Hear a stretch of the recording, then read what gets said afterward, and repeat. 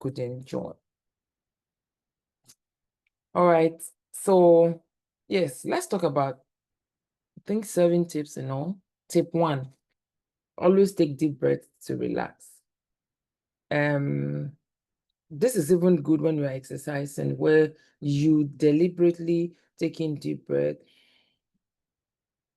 through your nose and you exhale through your mouth. You can take it as many times as you want until you see that you are physically relaxed. It is important. When you are anxious, it takes away from. All right, so for you that you're on live on TikTok, kindly share and invite people to join and comment. You can drop your questions. I'm happy to answer them. When you are anxious, anxiety, when it sets in, it messes up with your rate of assimilation, rate at which you process things.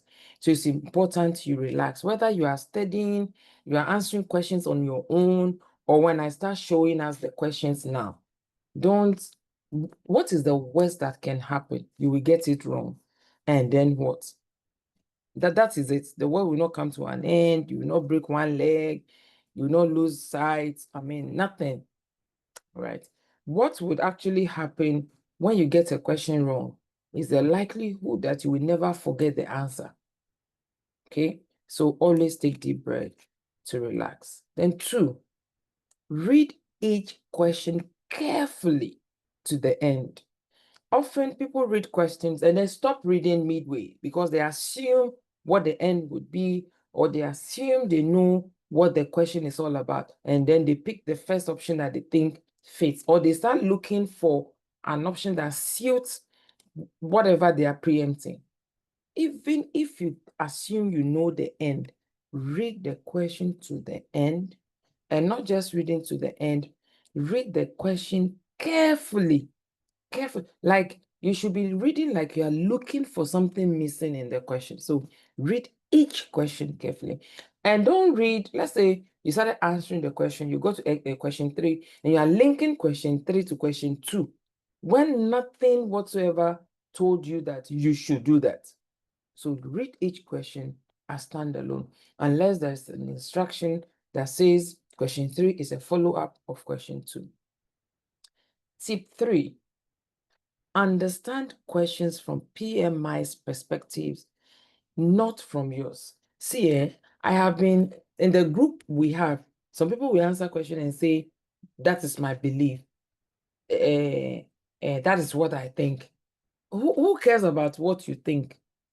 Whatever you think must align with PMI. PMI is the standard. You are not the standard. So understand the questions you are reading by understanding how PMI perspective or approach principles are, and adhere to it, not by what you do in your organization.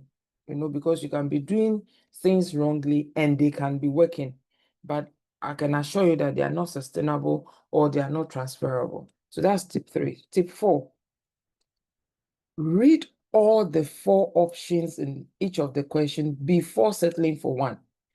I have seen sometimes people will read the first or second or third option, and they will not go to the 4th option, and they will pick out of the first 3 or the first 2 or the first one. Read all the 4 before you settle on one. This is extremely important, because sometimes when you read all the 4, it would even prompt you to go back and read the question again. Okay, so read all the 4 options. PMP questions are usually 4 options.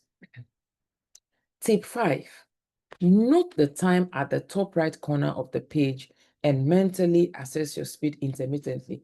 You see, I don't know how you see the screen, but when you see talking Jumokela Fenwa at the top right corner here, that's where your time would be when you are writing the exam. If you are using My Simulator, the time will also be here for you to know how long you have. If you are writing PMP, it's 230 questions, 230 minutes, and the questions are 180. 180 questions, 230 minutes. So you see the 230 minutes here, and then it will be counting down. What is the half of 213? It is 115. 230 is 115. So when you look up and you see 115, it means you have spent half of the time. So I take it to be 4 hours. It is just 10 minutes short of 4 hours. And I know that an hour is 60 minutes. So 4 of 60 minutes will give you 240. I still take it as 240. So when I look and I deduct 60 minutes or 50 minutes from 230, it will give me 180. Then I know I have 3 hours left. If I took 60 from the 180, I know I have 120 left. If I took 60 from it, I know I have 60 minutes left. So that's what I do. I also tell people when you are writing the exam, you prepare mentally because it means you're going to sit at least for, when you do, you have option of going on break twice. So when you do the first 60, you can go for a 10 minutes break. Next 60, you can go for a 10 minutes break. It's not mandatory, and it will not be taken out of your time. So you still have your time, but then they can give you 10 minutes to stretch your leg, and all that. Be mindful of that. You have not gone to court where, any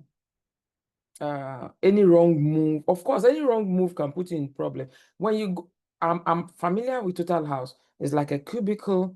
You have headsets. Some people, some people are easily distracted, so you can wear headphone and then you have your screen. When I am writing exam, I remove my glasses. I can't see at a distance without my glasses, and I'm easily distracted. So if I can't see far, how will I be distracted? So I remove my glasses and I sit this way into the screen. You'll be given like a cardboard with pen. You see this hard paper that you can write on, and it can be white. So temporary markers you can write. They will take your wristwatch. They would give you a calculator, which we call adding machine. They will not give you scientific a calculator. They will give you adding machine.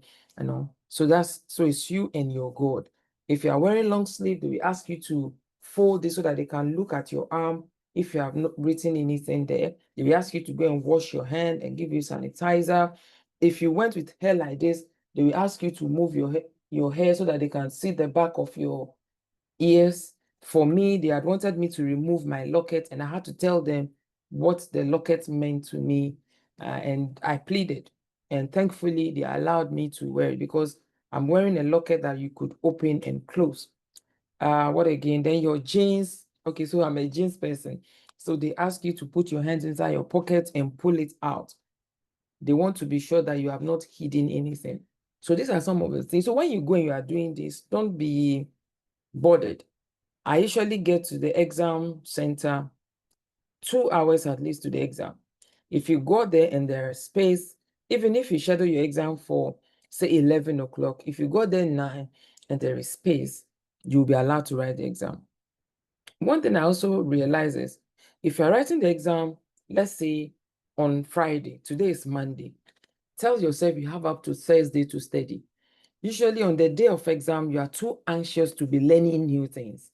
So do all your learning Monday, Tuesday, Wednesday, Thursday.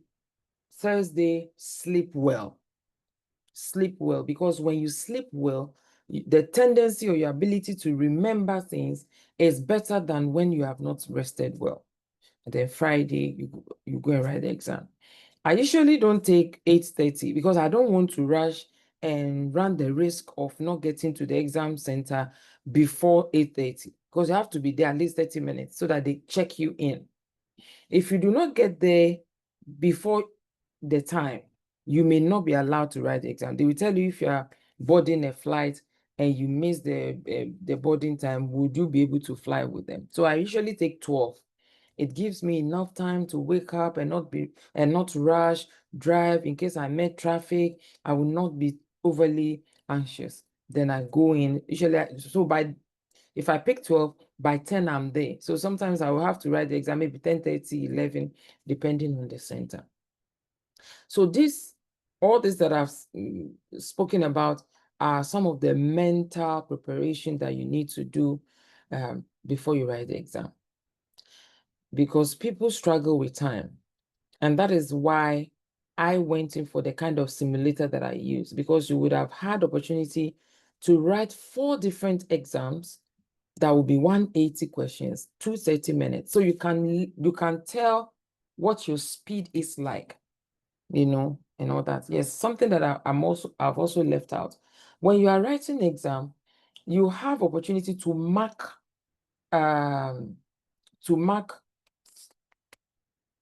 questions. So if you got a question and it's not very clear or it's too worded, you can mark it and move. After you finish maybe the first 60, the second 60, it will give you opportunity to review. So you can now pick the questions you marked and now read them. Instead of wasting so much time trying to read again over and over, and then miss other questions that wouldn't have taken so much of your time. Okay. Now, the 6th tip, if you read a question that you don't know, read the options and pick one that fits PMI's approach of solving problems. Sometimes you will read a question, if they gave you 24 hours to even read without referencing a textbook or referencing ChatGPT, you will not understand it. So it's not how long you read a question. What you do is, what I advise my students to do, is to read the options and look at the options that make PMI's sense. So if you read option that is making it look like you don't have time for your stakeholders, they are disturbed. After all, you gave them this information at the beginning of the project, you cannot be bothered. You know that it's not PMI's way. If maybe a stakeholder is adding a requirement and there's an option that says ignore it because it's not part of the scope, you know that is not PMI's approach. PMI's approach expects you to show respect, understanding, and that valid creation or delivery of what the customer wants is your goal. So you look for things that speaks well or suits PMI's approach to help you pick one. The thing is, for a PMP, you are not penalized for any wrong answers. So if you don't know any question, it's better for you to pick the one you think is the answer than to leave it, because the chances of you getting it right and increasing your score is better than when you don't answer the question. So PMI's approach is, if there's a problem, before you start solving the problem, you need to assess it or evaluate it or study it. The reason why you need to assess or evaluate or study is you need to understand what the problem is before you start solving. That is why I think medical people will tell you not to self-medicate, because what you think is giving you the symptoms may not be it. So when you go to hospital, they will ask you to run tests. It is from the test now that they can be able to diagnose what the problem is. And that is what you do as a project manager when you're assessing problem or you're evaluating problem or you're studying problem. And it is after you have understanding of what the problem is, that is the only time you can now prefer solution. So that is tip 6. So what I'm saying is, out of all the 180 questions, you may come across some questions that you don't have idea what they are talking about. What will guide you in getting the answer right is looking at the 4 options and picking one that fits PMI's approach. The last but not the least tip, be mindful that you are an ethical project manager that is working with people. When you are working with people, you have to empathize. You have to apply emotional intelligence to yourself, to the people. You have to be mindful. Excuse me. In project management, we say that it is people that will do the work. So you need to know how to deal with people. Now, handling people It's part of the questions. So your exam covers 3 aspects: people, process, and business environment or business acumen. So you are working with people, you'll be managing processes.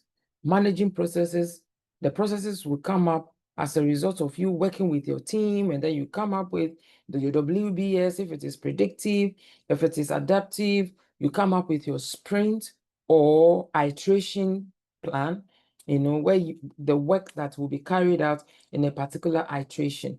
So you work with people to be able to do that, okay, to come up with the processes. And then business acumen, that is the value that you will deliver to the business or to the customer. All right. So you are an ethical person that will take ethical decisions. So you are not cutting corners. And that is how you are expected to answer the questions. So this is the end of the tips. Do you have any question for me before I run us through the questions or the quizzes that I have?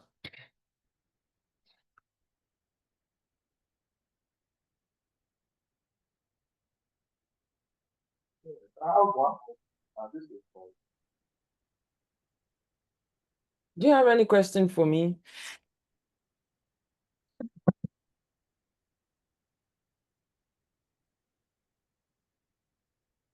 Hi, Mamiya. I I'm actually have a question Mamiya. here. This is All Terry. right, Mamiya, you can type your question. Yes, Frank. Frank. Okay, go on, Frank. Hello, everyone. Hello, Jimoke. Thank you for this presentation. Yeah, actually, I joined a little bit late, but I got the 2 last elements. My question is not straight related to those elements. I was about to ask when exactly is starting the next session? I mean, the training session will carry on. All right. You mean the 35-hour contact training? No, I mean the training for the PMP. I don't understand. The one you completed? No, I haven't completed yet. I'm yet to take it. Okay, so I'm mixing you with another Frank that has a similar name. The next training starts July 5th. July, okay. Are you in the WhatsApp group? I was supposed to get in the WhatsApp group. At the last time my registration went wrong with the payment, and then yeah, I'm not sure. You are one of those people. Yeah, from Burkina Faso. So, Yeah. all right, you know what? Let's talk about this later. You have my All right. WhatsApp number, right? I've changed my phone, so I'm not sure I got it still. But is it You in have some the? colleagues. Okay, so all right, let me put No. my WhatsApp number in the chat. Okay, thank you.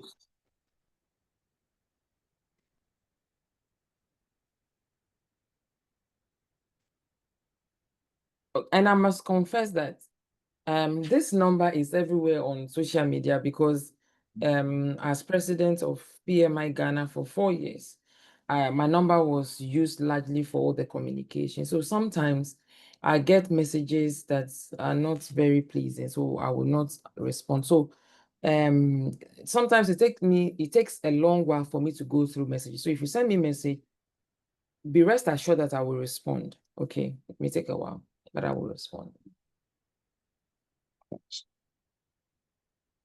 All right. So Frank, how did you hear of this session? From a friend of mine, Okay. Musa Wedrago, and he took the last session with you. Okay. All right. Thank you. Any other question, please? I have a question here. Yes. How do you pronounce your name? Tai, the name is Tai. Tei, the other one. Ogum. Is it a Ghanaian name? Yes, it is. Okay. There's a Nigerian name like that. Yeah, yeah. Okay. My question has to do with the 10 minutes breaks you talked about. Yeah. That it has to be after 60 questions, or you can prefer to do maybe 120 questions and then take the 20 minutes. Or It's once you just, take a break, it's only 10 minutes. it's only 10 minutes. When you answer 60 questions, it will pop up. You can take 10 minutes break now. Do you want to take it or you don't want to take it? If you click you don't want to take it, then the next set of questions will come.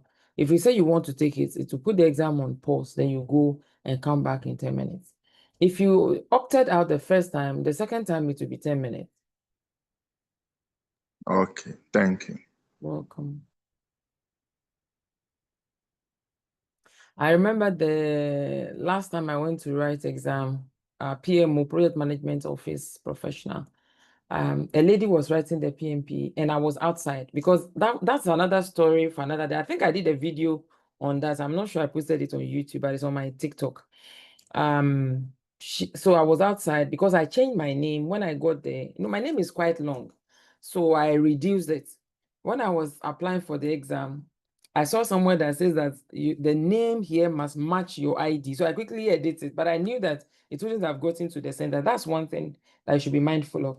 The name you have with PMI must match what you have in your national ID. You have to go with a national ID. I have Bridget Jumoke Yalafenwa on my ID, and I had edited my name with PMI to just Jumoke Lafenwa because I felt it was too long.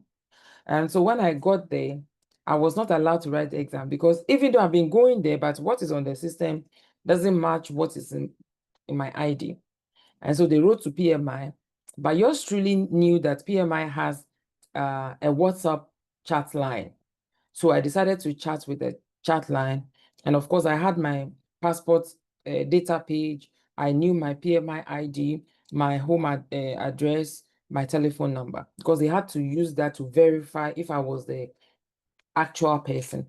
So with that, less than 30 minutes, my name was changed. And I met someone that has been sitting for 2 hours that they claimed they had sent email to for them to change his mail. So after I got mine done, I showed the person the way and I gave that WhatsApp chat line to the center so that if students, anybody came and had challenge, they should be able to chat with PMI. So it's one of the things PMI has done that is great.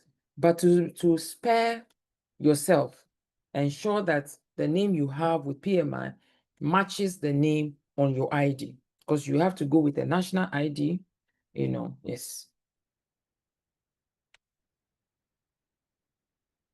And someone asked a question on TikTok here that are the questions categorized in these 3 sections? No, you will not see a question that will say, okay, this is on people, this is on process. No, but as you read the question, you should be able to tell. In fact, I tell my students that when you read the question, position the questions quickly. Is this for hybrid? Is it for adaptive? Is it for predictive? Is it asking about something that I should have done to have avoided this problem? Is it asking from the perspective of the project manager what I should do to solve this problem? Those are the things that you should quickly, identify. Is it during planning? Is it before planning? If it's before planning, it means it will be with the business analyst and maybe information that will be given to me. Is it during execution? Is it during closing? Quickly, before you answer the question. So no, it will not be categorized that this is in some question they will say in a hybrid project, in an adaptive project, in a predictive project, but most of the questions they will not tell you what methodology or what area they are concentrating on. You just have to figure it out. And I tell people when you want to write PMP exam, your best bet is to practice question. In fact, it is the easiest way because for me, let me show you the pin book that I used when I wrote exam in 2011. Look at the thickness. If you can see the thickness, this is it. This is the 7th edition. Look at it, compare the thickness. So when I wrote the exam 2011, the exam was based strictly on pin book. From 20 January 2nd, 2021 to now, Some people assume that the exam is based only on PMBOK 7th edition. No, it's based on partly on 7th edition, 6th edition, and 9 additional books. 9 additional books. For you that you are good at reading, maybe, but me, I'm not good at reading text. But the questions, the simulator would help you cover everywhere, because the questions are not separating that, okay, I've read only 3 chapters, ask me questions on only 3 chapters. It's asking you questions generally, broadly. So it's solving question is a discovery for you. You'll be discovering areas that you don't know. So what I expect from people, if you came across question and there are terms or phrases that you are not familiar with, you take note of it. You write it down. You write it down, and then you read about it. And then when you answer the, when you, what is it called? When you finish an exam, reviewing the exam is actually the steady time for you. My WhatsApp number is 0244 544 964. 0244 544 964 is to review. So reviewing time should not be done when you are distracted. It should be done as a steady time. That's when you take notes, you know, aha. And why you do that is to enable you. I've given my WhatsApp. It's to enable you understand the principle behind the right answer for this question, and for you to be able to apply the principle to a similar question. That's why it's important for you to review. In the absence of any other question, I will go straight to the quizzes. Is it okay for me to assume that no more question?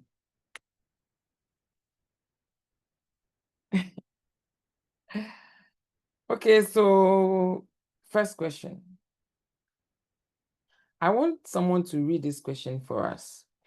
Someone to volunteer. I would like to read. Go ahead, please. A project manager joins a project team, replacing a manager who left. During initial meetings, the project manager realized that the team members have differing opinions about how to address technical decisions. Team members did not respect each other's ideas, and the environment was becoming counterproductive. However, now with the new manager's leadership, the team has begun to communicate more effectively and develop some processes and procedures for working together. In what phase of development is the team now? A. Forming. B. Storming. C. Norming. D. Performing. All right, so I will give you, I will count to 10, and I expect that you all drop your answers in the chat box, and then we will discuss it. So let me read the question for those on the TikTok live. Maybe just to be sure that they heard it. A project manager joins a project team, replacing a manager who left. During initial meetings, the project manager realized that the team members have different opinions about how to address technical decisions. Team members did not respect each other's ideas, and the environment was becoming counterproductive. However, now with the new manager's leadership, the team has begun to communicate more effectively and develop some processes and procedures for working together. In what phase of development is the team now? A, forming. B, storming. C, norming. D, performing. So 1, 2, 3, 4, 5, 6, 7, 8, 9, 10. Right, let's check. Okay. I see C, C, C, C, C, C. I see D. I see C again. All right. Who wants to explain? Who wants to justify why they chose C as answer or D? If we answer quickly so that we can close early today.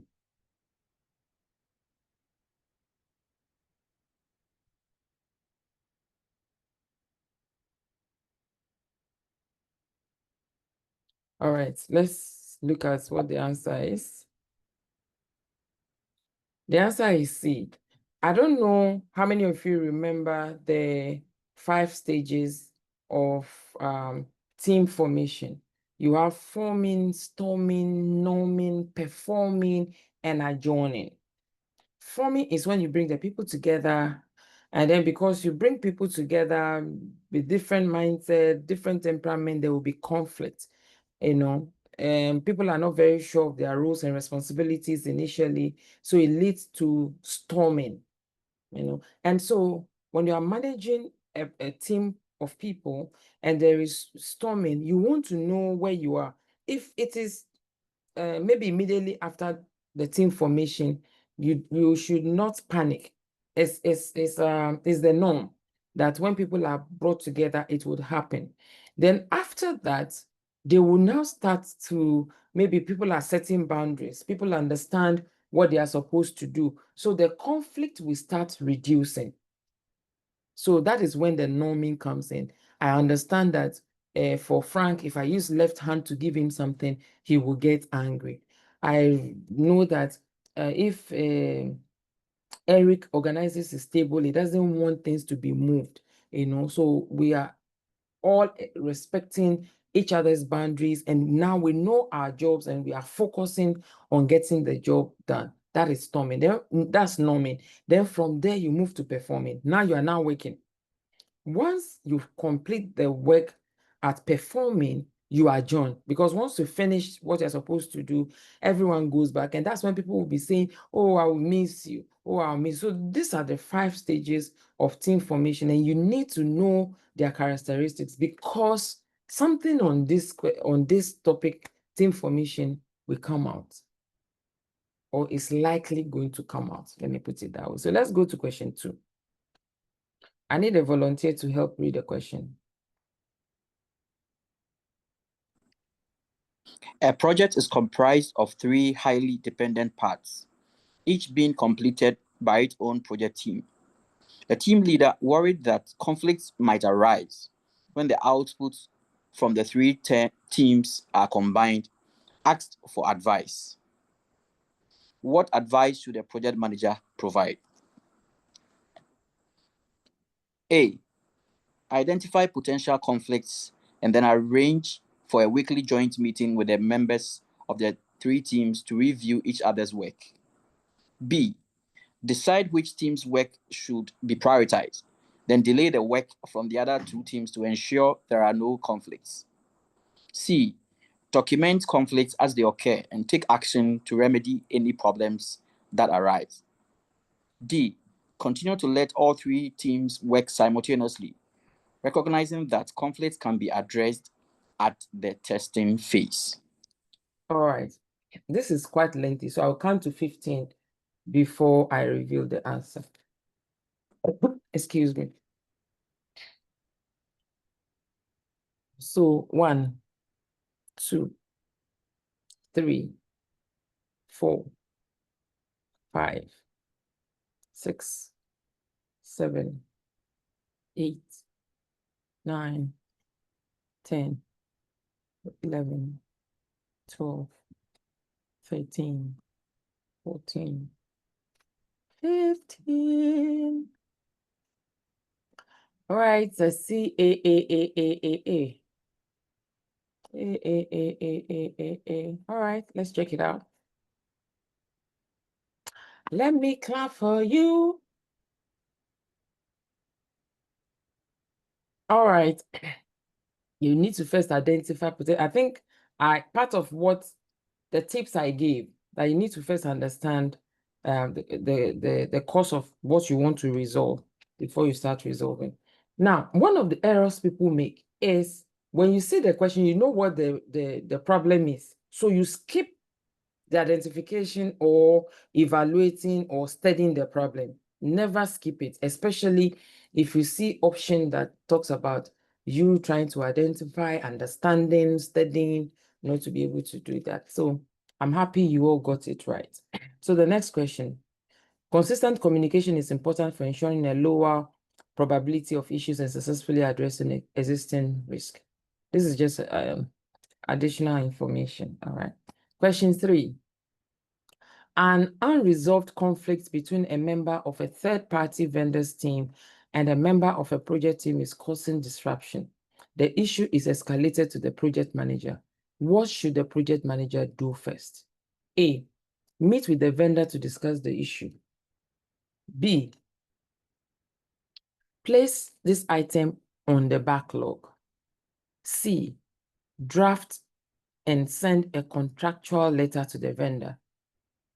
D. Send an email to the vendor to discuss the issue. So I'll count to 10 for this, and then some of you are already answering.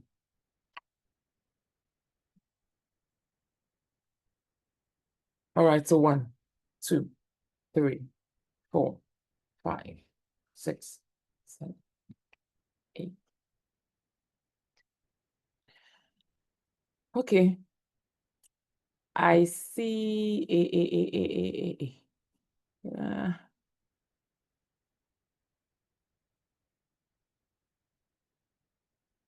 hey. I've seen someone that's this Abdulaziz. CJ, you're one of those people who ask for extra paper. All right, so the answer is A. Even usually the preferred approach to projects, whether conflict or what, is face-to-face. And then you meet with the person that is having conflict, that is having issue. Yes, so I'm happy you all got this too. The project manager needs to resolve this conflict face-to-face. Any other communication choice is not direct enough. Let's say we choose place this item on the backlog. It means you are not resolving it. Draft and send a contractual letter to the vendor. How do you just draft when you have not engaged the vendor or the person to understand from the person's perspective what the issues are? Send an email to the vendor to discuss the issue. No. You see, sometimes some people will be talking and say, and he sent the chat to me and he said, hello. My first question would be that, did the person send voice notes, or did you see the person, or you read it? So it's a message. So it means you have added your voice to the hello. And that's what happens when there are issues or communication that you send through text or email. You need to first have conversation face-to-face with the person. So the answer is A. Thank you. Now question, where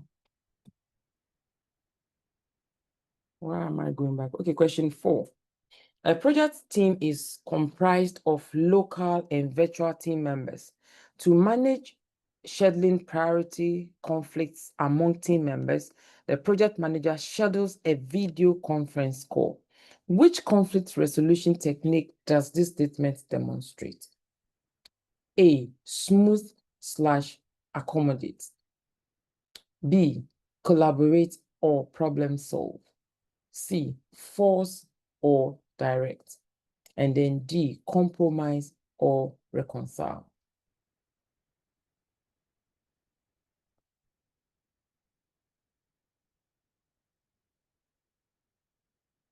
So I'll count up to 10. 1, 2, 3, 4, 5, 6, 7, 10. Well, let's see. B.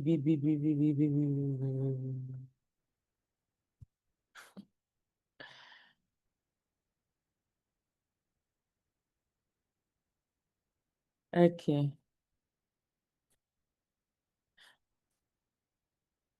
All right. Yes, collaborate, problem solve. Previously, this approach used to be confront.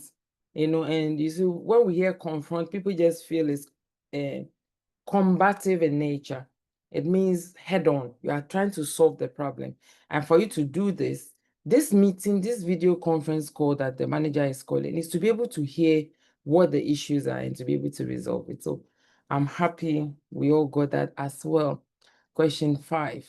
The project manager schedules an iteration review and learns that a few key stakeholders do not approve of the development of a feature. What should the project manager do first to address this issue? A, invite project team members to a brainstorming session to identify an appropriate response. B, address the issue only after evaluating why these stakeholders are concerned. C, determine the impact of the conflict by listing the pros and cons of the situation. And D, ask the project sponsor to act as a neutral party in negotiation with those stakeholders who are dissatisfied. So I'll count to 10 again. 3, 4.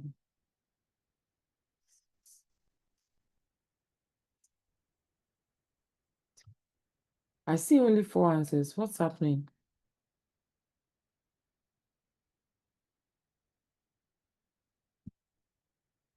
You've not finished counting. I've counted 10. I did.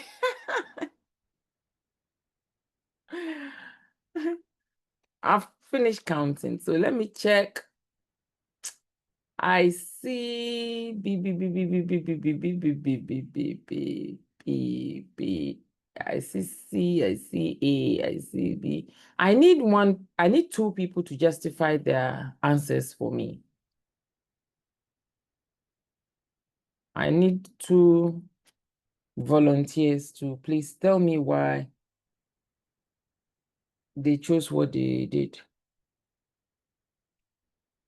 Unless you want me to pick the 2 people.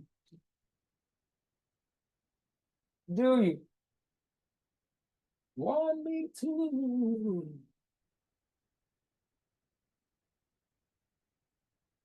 Hey, okay. Okay, I see Fred. Go on, Fred. Okay, I chose B because in the question we are told that the key stakeholders do not approve of the development of a feature. So first of all, we need to understand why they are, refusing to approve. And if you look at the question B, it says address the issue only after evaluating. So it means that we need to evaluate to understand why, they are resistant, in approving the feature. So that's why I went for B. Okay.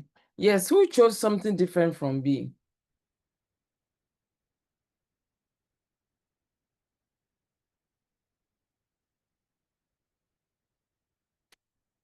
Okay, let me look. I chose C because the impact assessment is necessary to make a move forward. If it has a big impact, then we need to, if the cons are more than the pros, we really have to take it seriously. Okay, let's look at what the answer is. It's B. I think I gave some, okay. I didn't include explanation. The project manager schedules an iteration review. Iteration review is usually point where sometimes you have to demonstrate what has been done. It's to prove that you understand, and it also helps the customer and the product owner to see whether you have good understanding. You here means the Scrum Master and the development team have good understanding of what they are supposed to do. So it is during this iteration review that the project manager learns that a few key stakeholders do not approve of the development of a feature. So could it be that, you see, if you are using, let's even say product backlog, it is the stakeholder here or the customer that would prioritize, with the product owner that will prioritize what should be in the product backlog.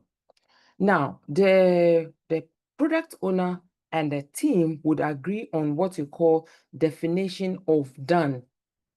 If the definition of done is not properly done, when they complete, they wouldn't have delivered what the customer or the stakeholders want. And so at this meeting, the stakeholders are saying, we did not approve what you have delivered or what you have developed. Okay. So when you want to determine the impact, it does not matter. I ask you to, let's say I went to a salon and I say, I want to braid. I said, I want center pattern. Do you know how to do it? Yes, I know how to do it. So I said, okay, you know, we have definition of done and definition of ready. Definition of ready means you have everything, you have all the understanding to start work. And that's the only time you will start work. Then you have definition of done that spells what or when the team would say that we have achieved what we set out to do in this iteration. You know, every iteration may not give a complete feature or a complete value. It could be an upgrade of an existing feature, or feature here I'm talking about, I may not be pronouncing it well, so let me spell it, Feature, or it is towards feature. So sometimes for you to develop what you call shippable, that is what you can send out for customers to use, it may be 3 different iterations. So how would you know that iteration 1 is completed, iteration 2 is completed, iteration 3 is completed, and then the cumulative will result into a feature for us to release to people? It is through the definition of done. So if I had a definition of done with my team and I'm showcasing it to the stakeholders or the customer, and the customer says, no, I did not approve the development of this feature, why will I want to determine the impact? Because determining the impact means I want to know whether to accept it or not. But the person that, or the people that are responsible for the project say that we've not approved this. They don't want it. So you need to address the issue. Why they don't want it? Because how did it even get into what you did?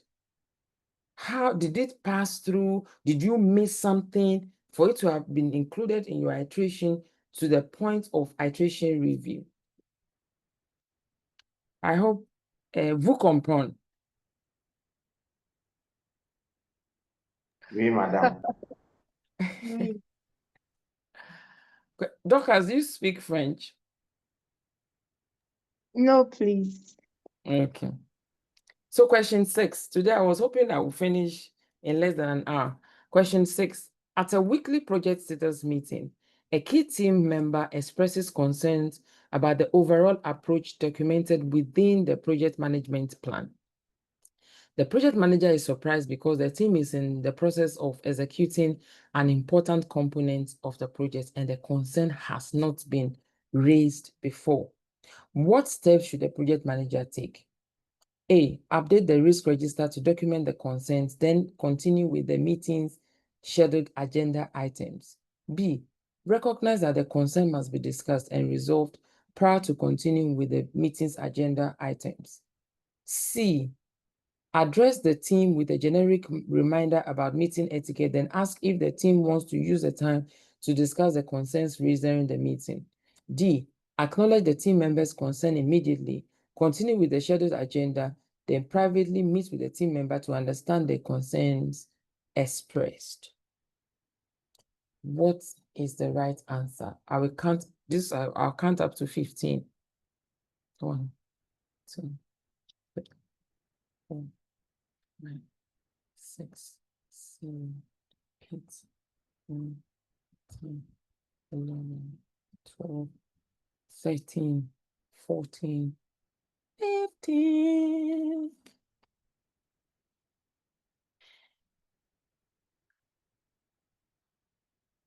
Oh, this is sweet. All right, so I see but I think I saw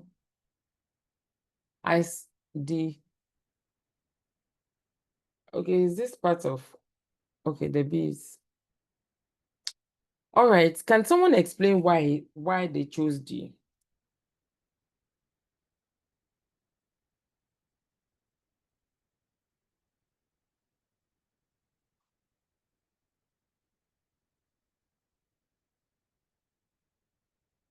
Thanks for the likes, Mami Amankwa. Can somebody tell me, oh, but you chose D, what was the thought process?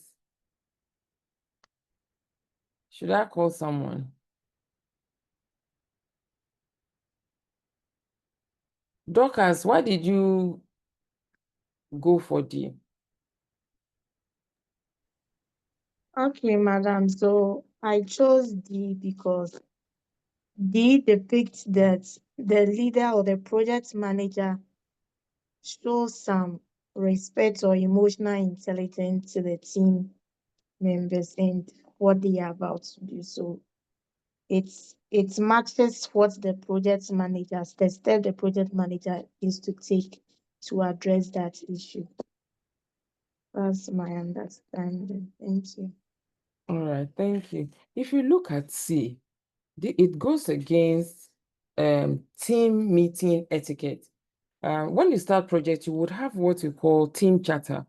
And the team charter, roles and responsibilities will be defined and explained in it.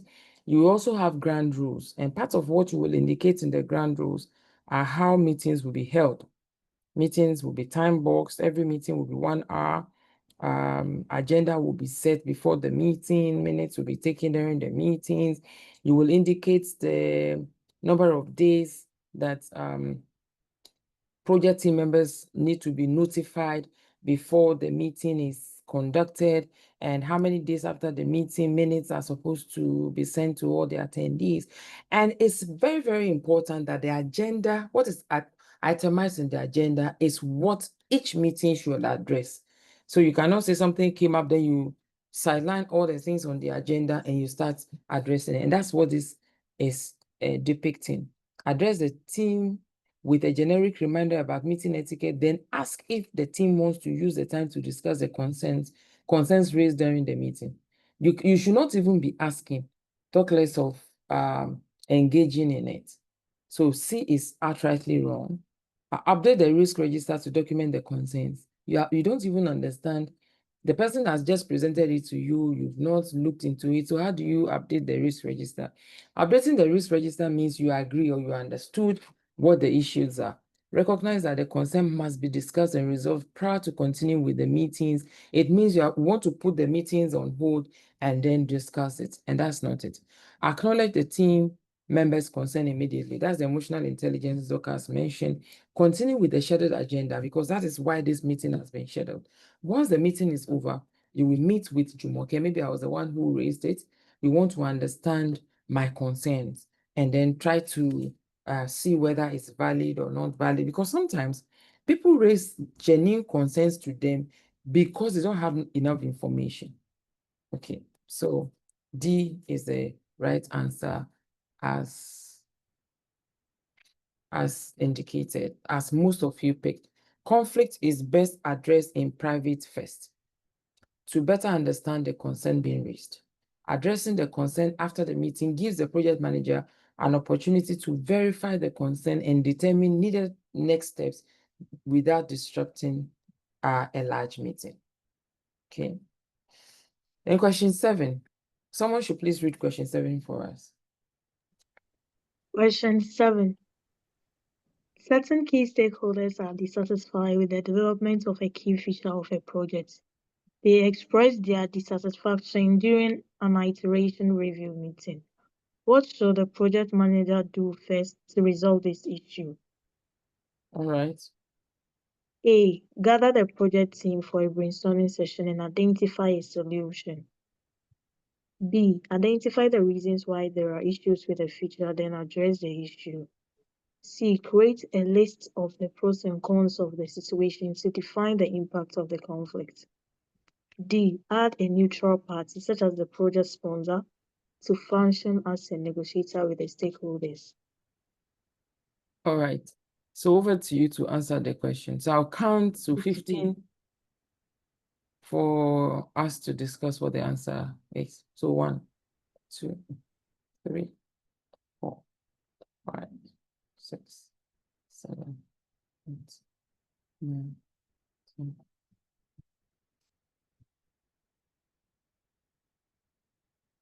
15.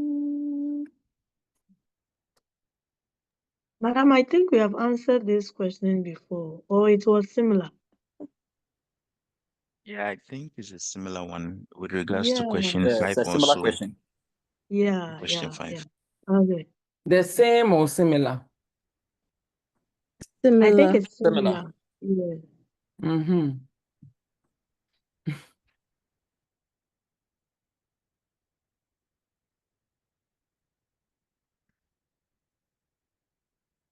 Okay, so it means we don't need to look at it plenty.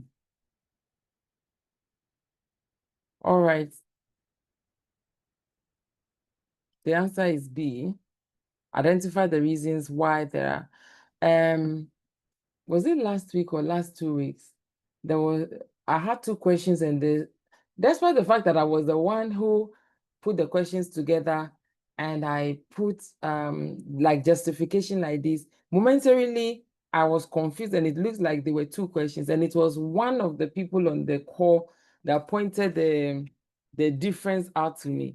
So they are not the same questions, they are kind of similar, but it is to emphasize you having to understand, and you will see that the options are slightly different. I don't know whether you pay attention, you can tell that the options are slightly different. I will upload this recording on YouTube. You can have a look at it later. So working with the customer in identifying is like the one-on-one, face-to-face, in understanding what the issues are before you start resolving the conflicts. That is what this is about. Okay. And last but not the least question, during the execution of a project, a key team member is concerned with the overall approach documented in the project management plan. This automatically tells you that this is a predictive or hybrid. If it's hybrid, it's a predictive portion of the hybrid. The member surprises the project manager with negative comments about the approach during a weekly status meeting. How should the project manager address the team members' concerns? A, continue with the meeting and ensure that the concerns are added to the risk register after the meeting is finished. B, continue with the scheduled agenda items after reminding the team member of expected meeting etiquette, then solicit feedback about the etiquette. And then C, remember that a project should not go forward when key team members are in disagreement. Use the meeting to discuss the members' concerns. And D, make a short comment to acknowledge the team members' concerns. Continue with the meeting and meet with the member in private to discuss their concerns. Yes, this I should count 10.